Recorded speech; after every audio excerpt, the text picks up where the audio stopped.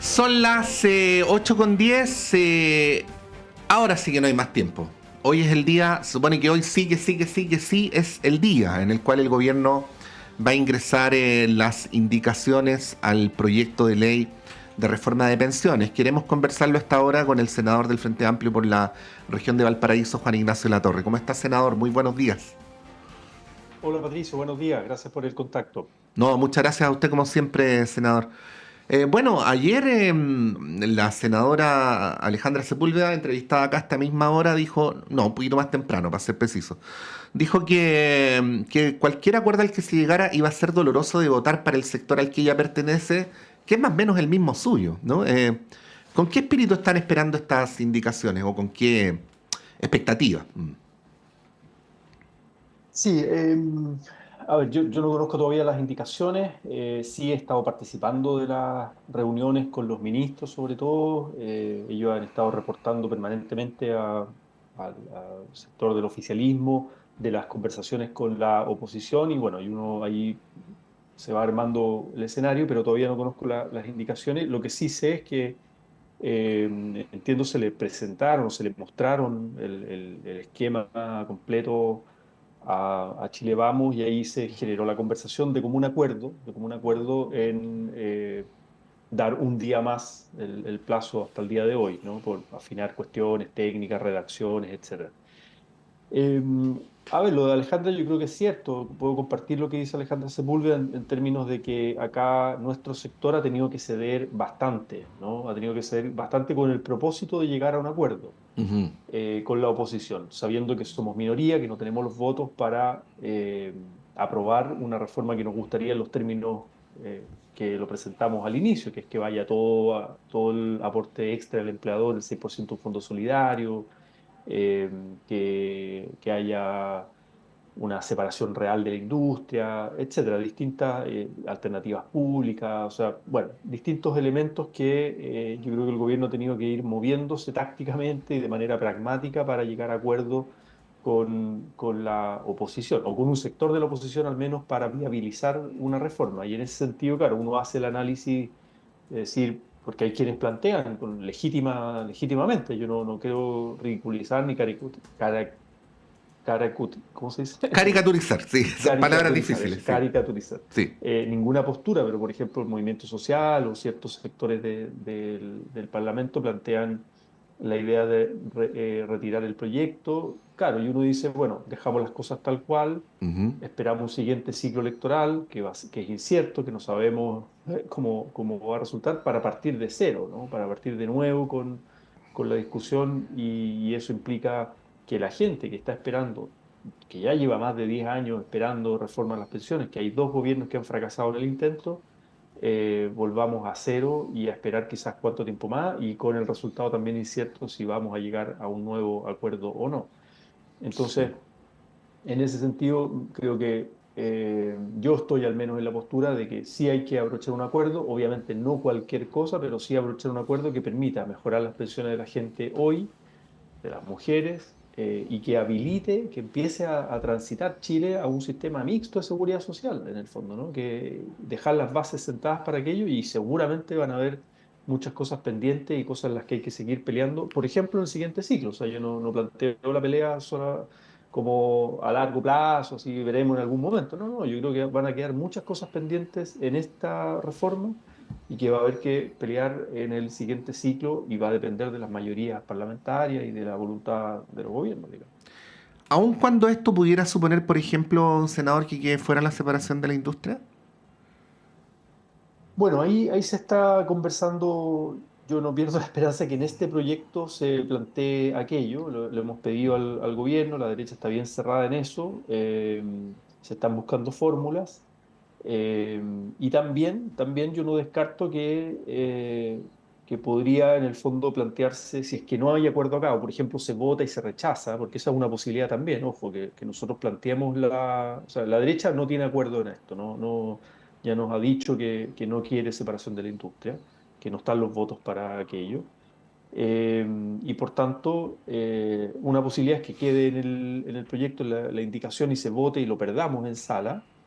Esa es una posibilidad. O la otra posibilidad es que se plantee un proyecto alternativo exclusivo para aquello, ¿no? Y no poner en riesgo todo el proyecto de reforma pensional. Además que si se cae un proyecto en sala, tienes que esperar un año para presentar uno nuevo. Entonces, ahí se están explorando alternativas para, en el fondo, cumplir con nuestro propósito, que nosotros vayamos a la pelea con aquello, ya sea dentro de una indicación de este gobierno, en este proyecto, perdón, y aunque se pierda en sala, esa es una posibilidad, o bien en un proyecto acotado, alternativo, y esa es una posibilidad que se está conversando. No, quiero ver primero si se presenta o no la indicación, qué decisión toma el Ejecutivo, y lo mismo, si es que llegamos a sala con aquello. Para nosotros es un elemento fundamental que avancemos en la separación real de la industria y que haya una alternativa pública para que la gente elija, ¿no? Con la lógica de la libertad de elección de las personas. Mm. Para nosotros es un elemento fundamental. Y digo nosotros Frente Amplio, lo ha planteado también el Partido Comunista, lo ha planteado Alejandra Sepúlveda, bueno, distintos sectores del oficialismo, sectores del Partido Socialista también, PPD, etcétera. Entonces, eh, es un elemento en que hay consenso en nuestro lado, sabemos que no tenemos los votos, pero ahí hay una cuestión táctica si es que entra en una indicación ahora o en un proyecto a presentarse en el corto plazo por separado. Sí, se lo pregunto, senador, porque obviamente este entrevistador entiende las circunstancias extremadamente adversas para ustedes en las cuales se da la negociación, o sea, sin tener mayoría en las cámaras, y por lo tanto uno entiende que las condiciones para un acuerdo distan de las ideales y uno tiene que conversar según cómo son las cosas y no según cómo quisiera que fueran. Pero aquí yo como entrevistador, senador, me permito citar las declaraciones de ustedes mismos, ¿no? Cuando se referían a la separación de la industria como línea roja, intransable. No, no son referencias, no son parafraseos, senadora, son afirmaciones textuales, ¿no? Respecto a este punto. Entonces, claro, si es que no se llegara a incluir, ¿no? ¿En qué quedan esas palabras que en su momento, incluso yendo en la línea de la voluntad de negociar, de llegar a un acuerdo, de negociar hasta que duela, habían sido planteadas en los términos que le acabo de citar? Mm. Claro, por eso ahí es lo que hemos visto como posibilidad estos últimos días, Sí. de abrir una puerta en el sentido legislativo, en un proyecto aparte, pero a presentar en poco tiempo. Eso es algo que nosotros mismos, los partidos del oficialismo, le hemos pedido al Ejecutivo. O sea, si por la derecha está en una lógica que ha subido el precio, ¿ah? Donde Mm. dice todo o nada. Entonces, si el Ejecutivo incluye una indicación, está en riesgo que se caigan otras cosas que sí consideramos que pueden ser un avance y son elementos importantes de la reforma que tiene que ver con la creación del seguro social, los beneficios a los actuales jubilados, etcétera. Entonces, ahí estamos esto ha sido como de los últimos días y bueno, lo que nosotros hemos dicho es que para nosotros es un elemento fundamental, ya sea en este proyecto o en otro, que se presente y peleemos lo de la separación real de la industria y la participación del Estado, ¿no? Sí. Para nosotros un elemento muy, muy importante. Insisto, quiero ver lo de las indicaciones. También está un tercer trámite, ojo, esto también, yo estoy viendo la parte del Senado, segundo trámite, tenemos que votar en particular, la comisión esta semana, la próxima semana en la sala, ahí despachamos el proyecto y luego tiene que ir a la Cámara. Y ahí también hay conversaciones con la bancada, con los diputados y diputadas del Frente Amplio, de distintos partidos del oficialismo, para ver también ellos van a analizar muy críticamente qué es lo que les llega del Senado a la Cámara.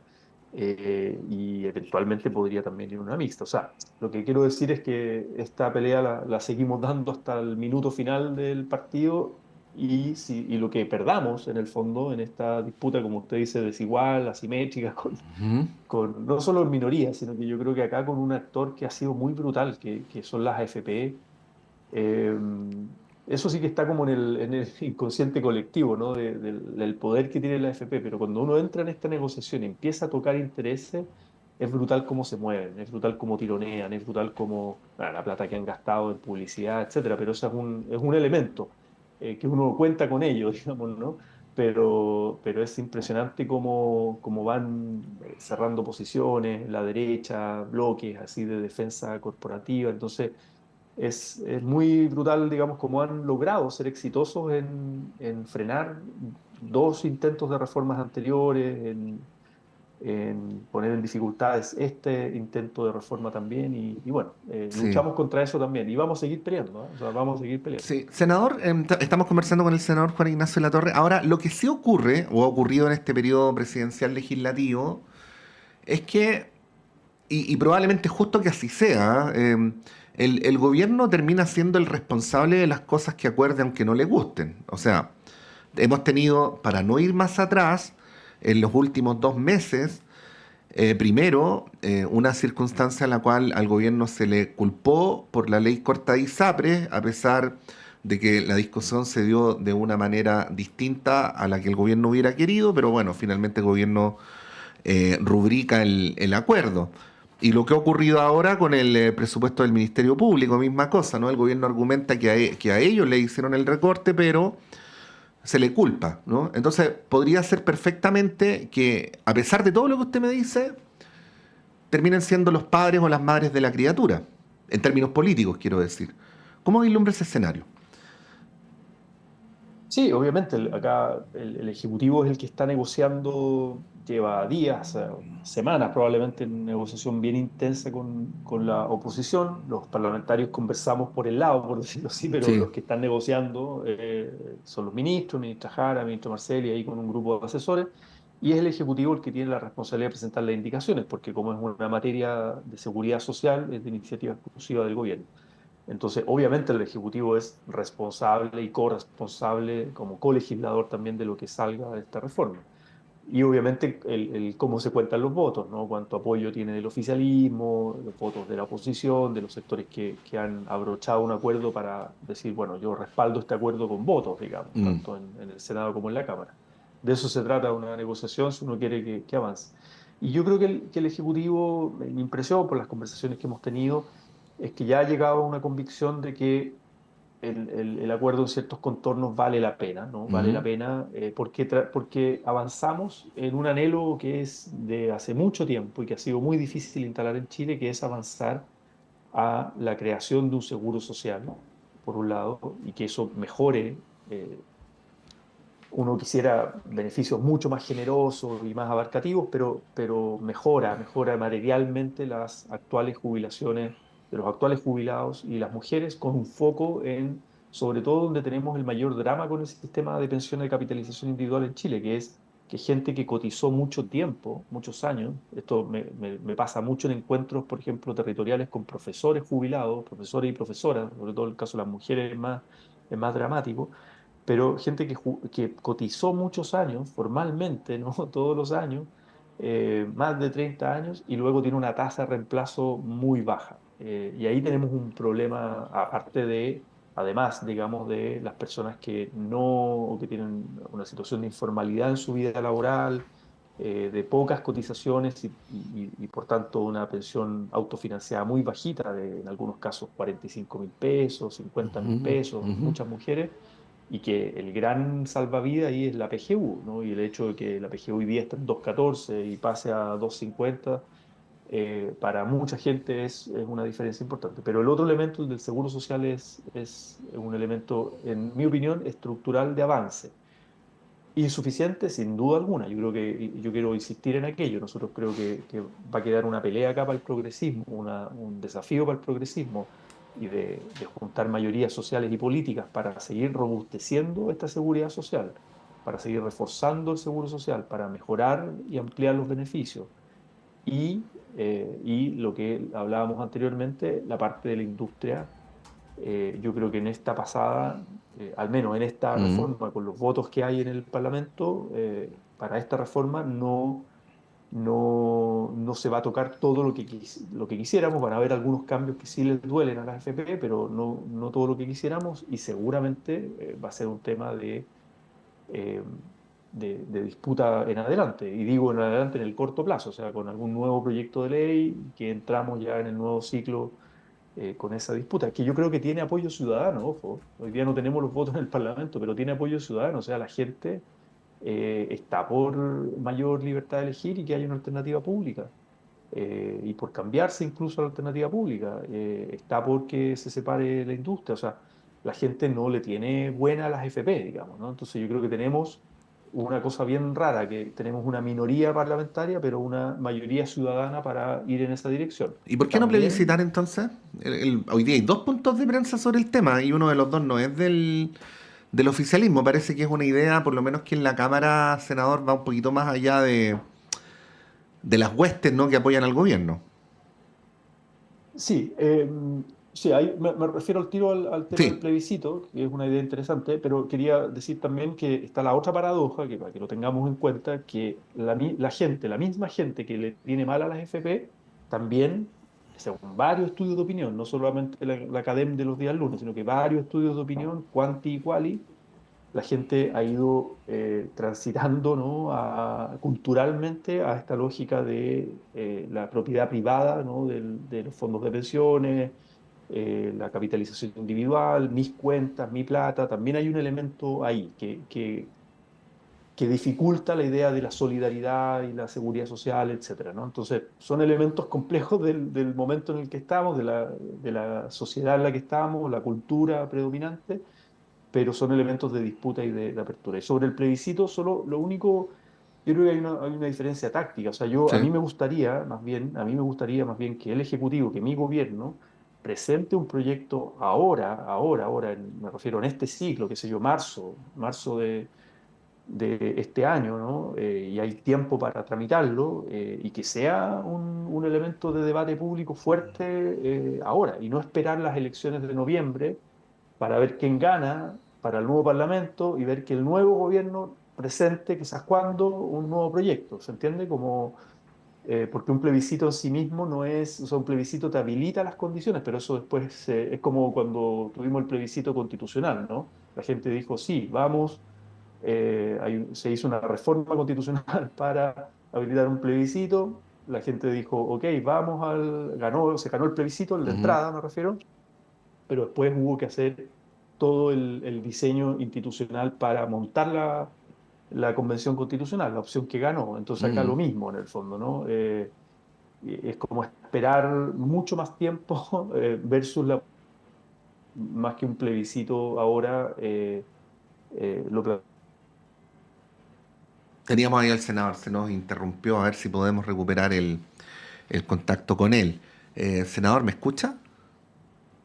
Se llame a un plebiscito nacional para pronunciarse, para que sea el pueblo el que decida directamente qué es lo que pasa con las pensiones y cuál es la modalidad más adecuada para asignarlas. Una convocada por los diputados Santana del Partido Socialista, Yeomans y Giordano del Frente Amplio, Cuello del Partido Comunista y Héctor Ulloa, y que tiene por propósito incluir una cuarta papeleta de la elección presidencial y parlamentaria de este año, donde se le pregunta a la ciudadanía si queremos que las AFP sigan gestionando nuestros fondos. Hay una segunda propuesta que también va a ser hecha pública el día de hoy de los diputados Oyarzo, Tomás Lagomarsino, Karen Medina, Marcela Riquelme, Raúl Soto, Roberto Arroyo Conme Mellado y Hernán Palma, que es una reforma constitucional que habilita al presidente de la República a convocar un plebiscito en materia de reforma previsional y que sea la ciudadanía la que determine el destino del 6%. No son propuestas idénticas, ¿ah? Pero van ambas en la misma dirección. Senador Latorre, le devuelvo la palabra, que se produjo una interrupción y no pudimos seguir escuchándolo. Sí, me quedé hablando solo, no me di cuenta, Sí. no sé en qué parte quedé. No, En qué estaba parte explicando quedó. lo del plebiscito. Ya. Claro, yo lo que digo es que en el fondo la opción del plebiscito creo demora más tiempo versus la presentación de un proyecto de ley que empecemos ahora y que que el fondo del plebiscito sería en noviembre recién. Después, en marzo del 2026, asume el nuevo gobierno, el nuevo parlamento, y el nuevo gobierno tendrá que ver cuándo presenta un proyecto de ley que implemente el resultado del plebiscito, entendiendo que el plebiscito lo ganamos, digamos, ¿no? Versus la posibilidad de presentar un proyecto de ley ahora, en marzo, si es que se cae en la reforma de atención a la separación de industria y la participación del Estado, y que avancemos por ahí.